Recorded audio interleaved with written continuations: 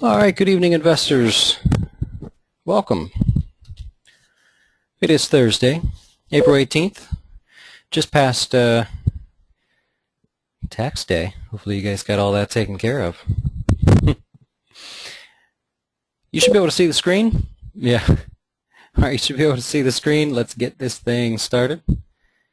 What do we have here? Yep, screen's looking good. Everybody can hear me. Lovely. All right, so for the past, well, what has it been? A couple months. For the past couple months, we've been waiting for the market to pull back in a more significant way, other than just a one bad day or tiny little pullback. And you can see all year we've had these little guys right here, just a little tiny thing. We got a couple nasty days in here, but again, they were quickly recovered. We talked about that on Tuesday. Now we finally have a few things happening. Number one, we have the first significant pullback over a number of days. Right? We really haven't had too much of that this year so far. And the big deal is, as we talked about in the letter, this is the first day we've sliced through the 50-day moving average. That's my blue line right here. Now the 50-day moving average just represents the closing price over the last 50 days. That's all it does. But by the big investors and by almost every individual investor out there, the 50-day moving average represents the long-term trend in the market. So there's no question that the long-term trend has been up, and many people signify a break of the 50-day moving average, or the market trading under a rising 50 moving average. Many people look at that and say, this is the first step to a bigger pullback. Now, there's a number of ways to look at it. What I like to focus on is, what is everybody else focused on? So no doubt if you watch TV, I didn't have the TVs on today actually, but if you watch TV, any financial channels, people will be talking about the break on the S&P of our 50-day moving average. Now, if we move on to other markets, we can look at the Dow. I'll pull up the index here. I'm sorry, the ETF. Give it a second there. All right. If you look at the Dow, that's been one of the better performers. But again, that's only 30 stocks. So it's very easy to make that look good, right? They're only comprised of 30 stocks.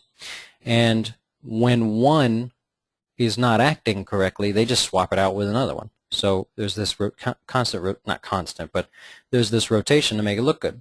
So not too bad there. We move on to the NASDAQ. Not a very good sign. Right? The NASDAQ as a whole has more than sliced through the 50-day. That's getting a little attention there as well. Poor Apple. Apple had a nasty day, and it's getting worse, it looks like. So that's weighted heavily on the NASDAQ. And then when you come over to the Russell 2000, which a lot of people consider the leading sector, right? This is the IWM, just the ETF that tracks the Russell 2000. This is comprised of the 2,000 stocks, right? So it's a bigger indicator of the overall market. We've long been since through the 50-day moving average. Now, a lot of people ask, like, how do you think? You know me, for a while I've been saying, oh, maybe this is the top, let's protect. Oh, maybe this is the top, let's protect. And we've constantly been raising our stops, reducing our risk. A lot of people have asked, how would you now assume that this could be a greater top? And the easiest way that I can explain this goes back to when my dad first explained this to me. And I wasn't much of a sports kid, but I mean, I got it, so I'll use it on you guys. And he said, take a look at the market, and I'll use the spiders here. Well, they're on the bottom. You can see it down here. He said, you look at the market and consider that your favorite sports team, right? So the Spiders, that'll be the name of the team, the Spiders. And this team obviously has a bunch of different players. And when everything's going well and all the teammates are making the right decisions and they're executing on all the plays, everything is good. The team has a winning record. Well, when one of the teammates gets injured, one of the teammates gets transferred to another team, some of them are not performing up to what they're capable of. all of a sudden the team's record starts to diminish, right? It starts to kind of pull back a little bit. And if we consider the spiders the team, then the individual players would be the different sectors, right? So we'll pull in the, watch this here. So I'm going to put it over here. So if the market is the team, then all of these sectors are the different players. Now the star player on our team is the financial sector. Call it the star quarterback, or the star point guard, whatever the sport is you want to use. The financial sector is at all times the star player. And if the star player has a bad month, they're out there playing the game, they have a bad month, they're not performing well, that's going to drag the team down. So whenever you're looking at the broad market and thinking, well, what's going to happen? What could I start assuming might happen? Take a look at the star player. And then the financial sector is always going to look similar to the overall market, because the financial sector is about all we have left here in the States as far as industry, significant industry. So everybody looks to this. And when the financial sector is rolling over, that's the first indication to many, many people that maybe we should move back to cash. Maybe we should put some money on the sidelines. And so you can always look at the XLF. It's just the most popular ETF that tracks the financial sector. The second star player, or the, co-star, or whatever you want to call it, would be the semiconductor sector. And this can be looked at through a number of different ETFs. I'm a little old-fashioned. I use the SMH still. So the choice is yours. There's a few popular semiconductor ETFs. And when we look at that sector, it's been struggling from some time. Remember last month when we said, we have everything looking good except for the semiconductors. A lot of volume starting to show up, and they were breaking through the 50-day moving average. So we now have a few of our star players that are not doing so hot. And so that's how you can start to look at the market and say, yeah, we might bounce a little bit from here, but it looks like our team is about ready to have a little bit of a, an off month, off season, or whatever you want to call it. So that's how my dad worded it to me. I always thought that was kind of interesting. And these would be the rest of the teammates, right? So if you go through this, there are quite a few teammates here that are not doing too well. And so in general, you can start to see one by one, this guy's dropping off, this sector's dropping off, this one's dropping off, not looking good, right? And so that's where I stand. Now, like I said the other day, we're in a different market than what many of you have probably experienced in the past, depending on how long you've been around. What we have, if I go out here to a longer time period, what we have here, all of this, and this goes back to 2009, back into the big nasty mortgage crisis thing. All of this is a market that's, I don't want to sound like rude or mad or anything, but this is a manipulated market, and it's very publicly manipulated. It's just that they use fancy words, so they call it QE. And so the market has basically just been going up because somebody is outbidding everybody else, and that somebody happens to be the Fed. Now, I'm not going to go into whether I think that's right or wrong or what could happen from here or whatever, but the point is that the market is in a different spot. It's not a typical market where I might think the stock's going up, and a guy like you, like Tom here, or Maura or Steve, you guys think the market's going down, or the particular stock is going down, and we make that bet with each other, and one of us will end up being right. That's typically what you would expect, or historically what the market would do. What we have now is me making a bet with Tom, and come to find out there's a third party that's in there, and he's going to outbid me every time I try to make that bet with Tom. Therefore, it's always going to consistently grow a market. The third party has more money than all of us put together, or so they say they do. So what I mean, to get down to the point, is when you start looking at a daily chart of the market, sure, it looks like many people have decided this is good enough. This could be a market top, and they want to move at least some of their money to cash. Now, we've heard that back here, right? That was all the talk back here. We heard that in here because the volume was a little heavier, although it wasn't as exciting as a drop, but we heard the same thing. And we're hearing the same thing now, or I'm assuming we would hear the same thing now.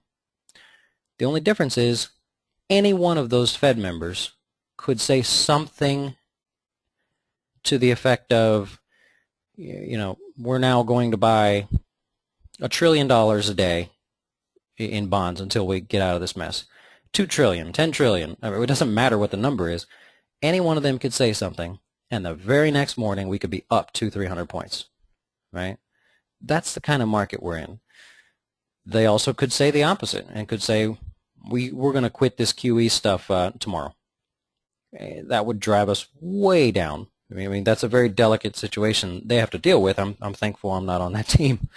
But that's my point. We've been in this uptrend this whole time. I do think that many people are looking at this as at least a temporary pullback that's going to take us into the summertime. You know, historically, summer times are very boring. The markets tend to chop around. So maybe that's what we're starting now. But I'm just very cautious to get too committed to the downside because it's happened in the past. They say something, boom, we're up. Big move, and you just can't fight that. Right? They say something, very quick reversal. We gap up over highs. The Fed, you know, had some big comment to say, and all of a sudden we're on another run again. So that's what I mean by that. Now, portfolio-wise, going back to the beginning of the year and really last October and last summer, we've been doing the same thing, and it's been a little boring, where we buy a name, we hit a target, we raise our stop. We hit the second target, we move on to another name. We buy a name, it hits a target. You know, it's been like clockwork. So what's going to happen now, if this truly is the top, is we're going to start seeing less names hit their targets, more names start to stop or trail out, and we'll have to move to a smaller portfolio. We're already doing it. So this is how you start to see the end of a potential move. You buy a few names, one of them hits a target, the other ones stop out, and you go, oh, I'm going to lighten up. I'm only going to buy one name next time, one thing that's interesting, you know? And so that's where we're moving into. Now, any symbols that we pick from here, it only makes sense that they should be stocks that are above the 50-day moving average. That becomes the focus for every market player out there. It becomes the market's under the 50-day. But this stock is not, whatever stock it might be. We'll use DNB because it's still hanging on. So that becomes a focus. And the more the market pulls back, it doesn't matter how aggressive it gets. You know, if it just falls apart, the less and less stocks there will be above the 50-day. And when people start to commit money back to the markets, it's like clockwork. They go back to the stocks, or they go first to the stocks that are above the 50-day moving average, right? So what we need to do is just keep note of, you know, we only have a few names, but keep note of the symbols that are still there. As we build a little list, we'll do just like we did last June. We're going to build a list of all the names that are still above the 50-day, and each time we meet, a handful of those are going to drop off the list. Doesn't mean we're not going to buy them. We're just going to keep an eye on them. We're going to have a nice list kind of off to the side. Think of it as a side list.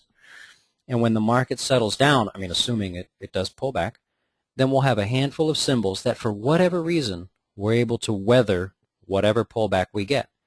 And every person that invests will say, oh, I'm going to start there. So we want to start with those people. Now, we're really early in doing this, but remember how we did as we went into last summer when it was July, and we said, let's start building a list little by little, and that led us into what took us basically to now, really. We're going to do the same thing. Anticipate that from here, it's probably going to get quiet. It's going to get kind of like a typical summer. And if you want to know what a typical summer looks like, here's what you do. Here's last year. Here's May. The old saying is sell in May and go away. That's pretty much what happened. Everybody sold through the first part of May. And then look at the overall summer from June to August. That's basically, oops, that's a bad line. This is basically what we messed with. A lot of back and forth, a lot of guessing. Oh, new high, then a pullback before we started our uptrend. So that's going to be expected. Add to that, look at all the tiny little bars that are in there. Really insignificant, small, tiny days that don't mean much. That happens. Most people do the summertime vacations and all that stuff. So that's historically what you get. Now, when we come out of the summer, look what happens. As soon as we get through, oh, here we go, we're hitting into August, kids are back to school, we're back on the roll again, right? So just like we planned for that, we're going to start planning for that again this year, just starting a little bit earlier. Well, not really. I guess next week will be towards the end of April, so it's actually pretty good timing. But that's going to be the focus, all right? So that's what we're looking at. Hopefully that, for those, I know we have a lot of newer people that are new to investing with us. Hopefully that whole sports team analogy helps you out. And so that's where we're at. Now, a lot of great feedback on the email. Thanks, by the way. I'd love to hear from you guys. And I think that's a pretty cool thing that we put together for those that can't make it to the class and don't have time to watch the videos. I think it's going to work well. You notice that we left in DNB, and I'll continue to leave it in there. Same target, or I'm sorry, same entry price, same goals and everything. What we really want to see in this one, as well as these other ones, that BMC will be added to that list too, and MAR if they hold in like this, because what we're looking for is kind of what we're seeing here in the market, a pullback. People start getting a little scared. I would anticipate that we see a little more selling tomorrow. People probably don't want to go into this weekend with much risk on the table, given what we've seen this week. If you study the market and you see when you sell off into the weekends, a lot of times it follows up on Friday, and it's emotion, really. Say, hey, I've got these positions. We got a weekend coming up, and oh my gosh, we sold off all week. Maybe I shouldn't go into the weekend with as much on my positions as I started with. It happens. So what we'd like to see is maybe tomorrow be another day, follow through to the downside. Could be a nasty one because we're under the 50-day. So that's a bailout point for a lot of people. And then we want to see the names that we're watching just kind of stick right in here. Could be another red day, right? But just hang out here near the highs. When we come back next week, and probably would be early in the week, we see a bounce in the market, even if it's just a small one, you'll see a greater response and greater volume, which means more people participating, come from these names. Now, it won't be as powerful until most of the names are under the 50-day and there's only a few to choose from. That's where you really get the excitement from. But still, it's a good reason to pick up a few other names that seem like they're not too risky at the moment, and it seems like they've got things going for them. They're making money. They're growing their sales. Nobody's talking about slowing sales or anything, and we'll focus on those. So the same numbers for DNB, 87. We want to see it, prove it to us first, and we'll go from there. All right. Now I got a few emails. Hey, you think it's time to buy gold and play that game? And I saw what happened over there. We'll look at the GLD. For those of you that don't know, GLD is a ETF that if you buy it, you invest in it, this company actually goes out and really buys gold and puts it in a vault. There's a I don't know where it's at, but I don't think many people know where it's at actually, but they store it in this vault. Well, what happens when a lot of people want to sell gold? The company doesn't just say, okay, no problem, we'll hang on to all this gold. No, they go out into the market and they physically sell those gold bars. So it really builds up steam quickly, because when you sell their shares, they have to sell the gold, and they have to sell it for a decent, they can't sell it for $10 less or whatever the numbers are, because the price is falling that fast. So they take their gold and they plow it into the market and say, whatever, we need to get rid of it.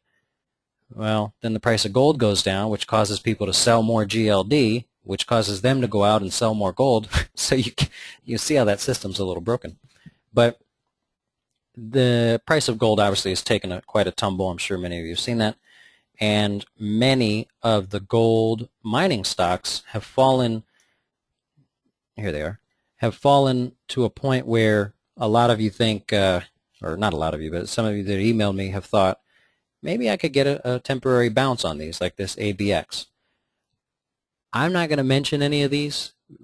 You know my kind of my views on bottom picking. I think if you've got a little money in the bank, you've made some profits, you want to have some fun, okay, sometimes they pay out.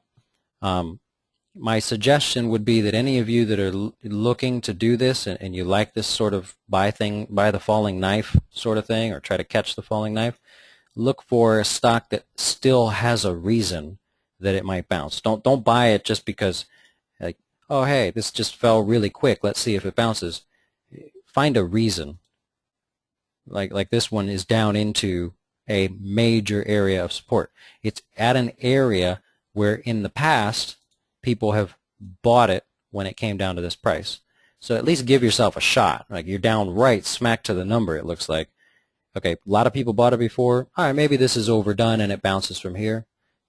You want something like that, right? But I'm not really going to focus on any of this. And I personally just think you look for something short term.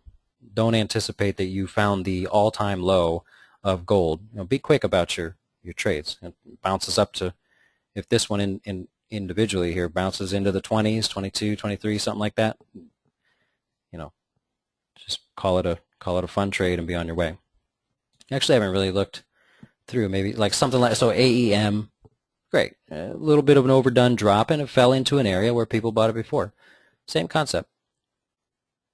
Okay, there's a handful of them. So AUY, it's a little less expensive name. You see why everything is kind of stopped right here. It's already, you can already see it. What's the GDX look like?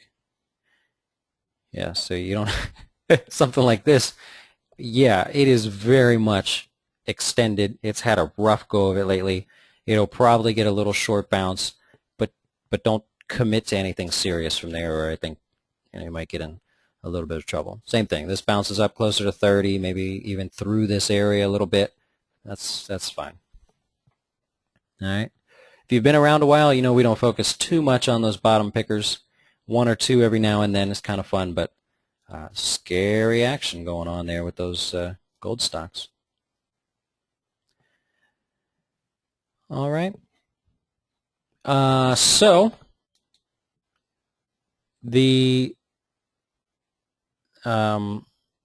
so the only name will be DNB, but I have no problem still with BMC and MAR. See how they're holding? Now, if this MAR starts to fall apart, we'll just take it off the list. No big deal. BMC still looking good. It's in a nice, calm, normal pullback with the market. It doesn't look like too many people selling. And DNB, so far so good. Now, if obviously tomorrow it has a huge down day, closes at 81, move on.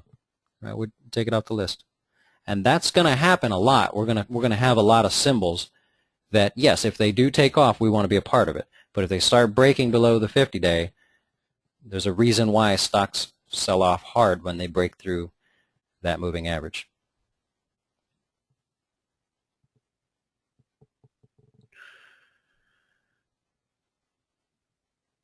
Oh, no, it happens. I mean, there's nothing wrong with it. It's a good way it's a good lesson. And there are, a good group of people out there that I believe they'll show up and try to pick this bottom, and so you'll get that bounce. You know what I mean, on the gold mining and some of the other names. It just happens. It's just the way it works. Stocks get too far away. They show up on people's scanners. There are hedge funds. There are groups. There are individuals who do their daily activities by trying to pick bottoms of stocks that have fallen too fast. It's a normal thing. I've never found any consistent success with it. You get one every now and then. You get lucky and it really rips for you, and then some just bounce a little, and that's fine. But I wouldn't want to make that a consistent thing, so I wouldn't worry too much about it. If you find that you keep buying things like this that are dropping like that, you're just playing in the wrong direction. Go with the flow.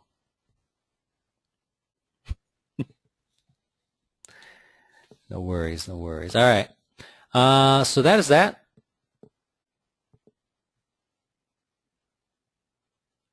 As always, this class is recorded. We'll get it posted on the page for you. If you have any questions and we're not in class, you can always email me, Dustin@tradingwings.com. I appreciate it. There's been a lot of emails lately Lots of good questions. I try to answer them all in the classes here too for you, so you have it on record if you need it. But good stuff. Appreciate the good comments on the bi-weekly email. If for some reason you are not getting the email that we have just started last week that comes out every Tuesday and Thursday, which is our summary of the portfolio and stuff, send me an email. I'll make sure you get on that list. I think we transferred everybody over. Shouldn't be a problem, but if we missed you, we'll get it to you. You guys have a great rest of your day or evening. I am going to be leaving early tomorrow, headed out to Orlando, spend the weekend hanging out on the golf course. So you guys hopefully do something fun as well, and we will talk again next week. All right. Good night.